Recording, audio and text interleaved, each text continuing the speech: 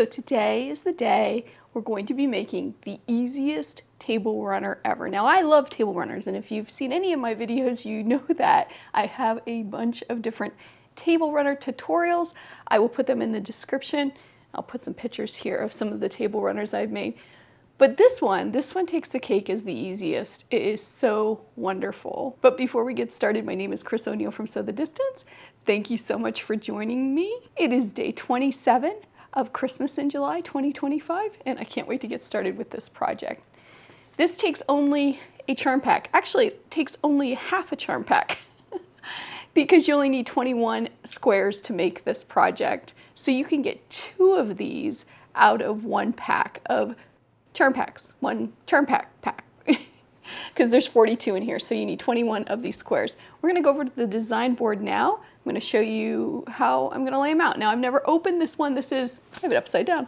This one is Woodland Winter by Deborah Strain. It's from Moda. It's pretty. I have no idea what I'm gonna find, but we're gonna pick 21 of these, lay them out on the design board and sew them together. I'll show you how cute it will look. Okay, we're at the design board. It's tilted, as you know, if you've seen some of my other videos. So if it's a little distorted, you understand why.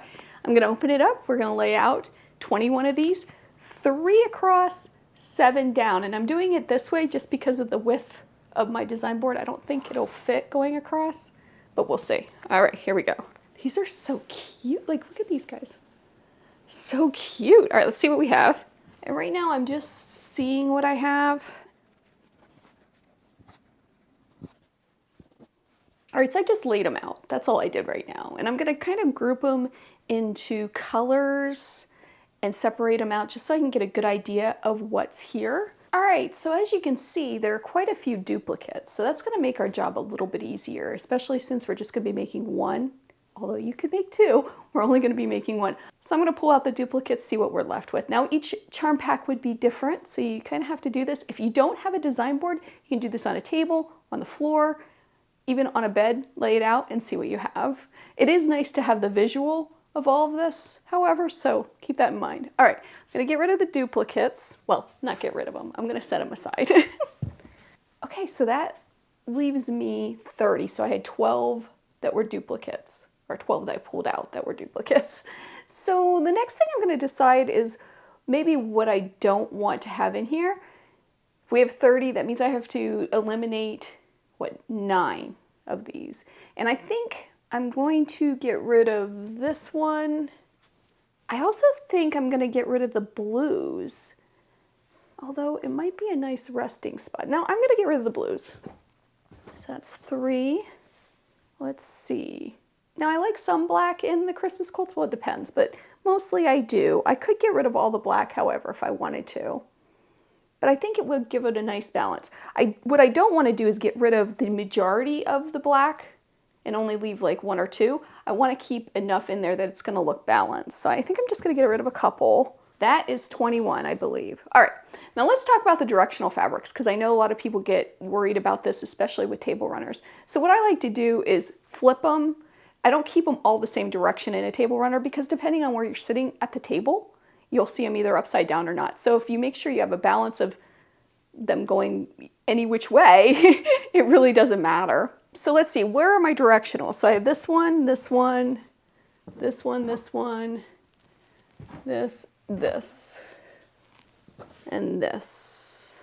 Yes, the rest are tossed or only go 2 directions. I'm gonna set these here for now. All right, now we're gonna lay it out. And we're just gonna find something that looks balanced and pretty. You have to kind of just trust the process here.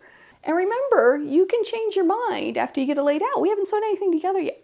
All right, this one's coming out. And the reason is because it wasn't cut straight. See how that's wonky? That's gonna bug me. So we're gonna swap that out for a different one. Now you might wanna leave this up on the design wall for a bit or out just to play with it. That's what I do. I leave it out for the day. I'll walk around, do other things, and then every now and then I'll come back to it and look. And the first thing that's kind of bugging me is it's very heavy with color down here, and there's a lot more lightness up here. So we're gonna move a few things around. I think that's better, but remember, we still have all of these that we pulled that we can swap out.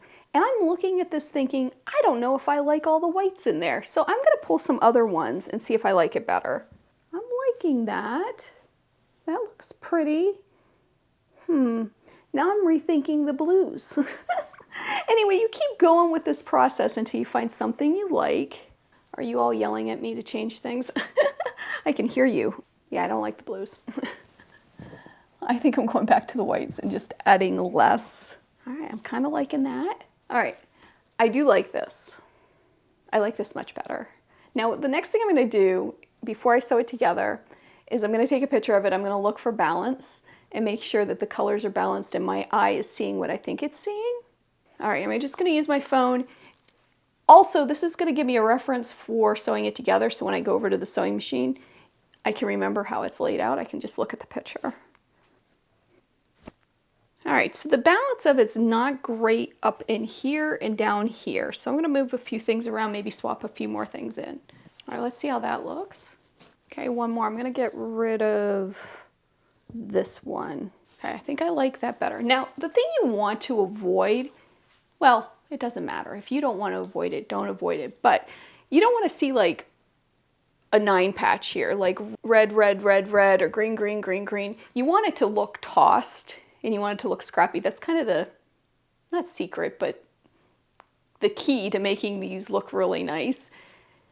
And I don't think I did that. I don't love these two next to each other, but I think if I change this out, I'm gonna get that weird 9 patch look that I'm not really going for. If you like that, that's great. Just not something I like. And I want it to look very random. I like this. I think I'm going with this. So the next step is to sew it together. Like I said, you can take a picture. You can also stack these up in rows. Now, if you're doing rows, there's a few things to keep in mind. You could do it this way, so 3 rows, and then each will have 7, or you can do it this way. Because I get all messed up, I like to do something like this way. So I'm going to sew this together, and all I'm doing is sewing rows together and then sewing those rows to each other. That's it. It's super duper simple. Oh my goodness, look at how cute this is. I love this. Now it is kind of small, which is what I like. If you want to, you can make it wider, you can make it longer, you can even make it shorter. You can even stop it right here. Let's see, I'll fold that up. And you have a placemat. So many different options. Oh, by the way, I did change out this block. I didn't like it. So this one's a little different. And this is just a good example of letting the fabric shine through. Such a cute way to do that with these wonderful prints that are out there. And everything goes. It's super easy and fun.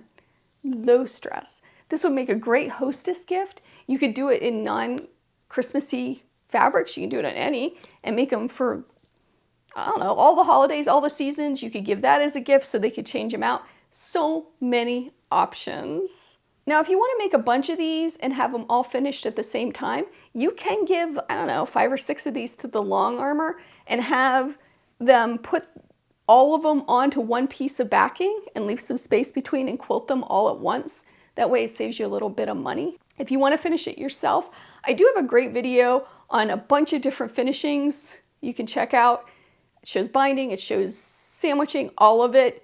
I know it's a St. Patrick's Day video, but it has a lot of wonderful techniques that will transfer over to a lot of different things. But if you want to finish this, and I have this written down just so I don't forget, and it's for this size, you'll need a 1/2 yard of backing, a batting scrap of 15 by 33 or so, binding about 1/4 yard if you're gonna do 2.5 inch wide double binding. And that's it. What else did I want to say? Oh, I know what else. Okay. So a lot of people have asked me about, well, what if I don't have any of the fabric of that line to finish it up? You don't have to. You can use your stash. So I pulled 3 options, have them right here, right from my stash, and they have the same colorways. You wouldn't be able to tell that this wasn't part of the line if you didn't know it wasn't part of the line. Same thing with this. Now this is a little orangey. When I got it up here, it's like, I don't know if I would use this, but I'm sure I have another red that would work. Actually, I think I can see one now, but the black, absolutely. Bring the black in, greens. Look at the colors in this. This is like an off-white. You could always do that.